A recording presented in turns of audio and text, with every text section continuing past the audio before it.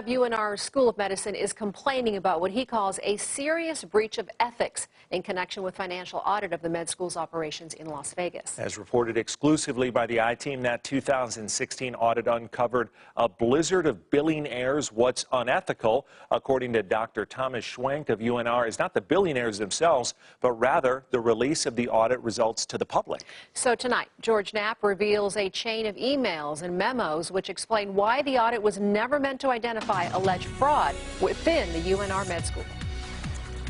By the fall of 2015, it was becoming clear to higher ed officials that UNR's School of Medicine had serious financial problems. A November email from Chancellor Dan Kleitsch said the UNR practice plan was hemorrhaging money, a loss of $2 million in the first quarter alone. The reality was even worse. A January email showed the School of Medicine owed $9 million to its parent UNR and had lost $6.3 million in fiscal year 2015.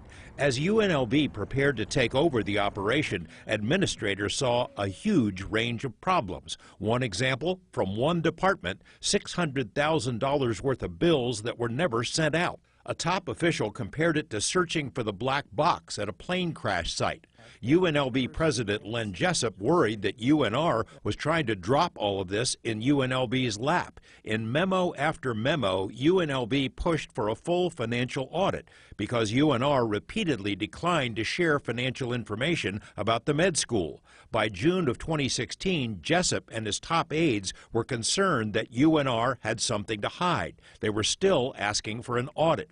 The lack of trust between the two schools eroded even further after UNLV heard about alleged fraud that had been documented and reported by several UNR doctors. Those complaints were ignored, and the whistleblowers were threatened. Keep quiet or else. The allegations focused on highly respected hand surgeon Dr. Kevan Kiabani. In the billing audit, which was eventually authorized by UNR and revealed to UNLV in July 2016, billing errors by UNR medical faculty were rampant, with most of the doctors submitting erroneous bills 30 to 90% of the time. Dr. Kiabani wasn't close to being the worst offender, but he did something to be singled out.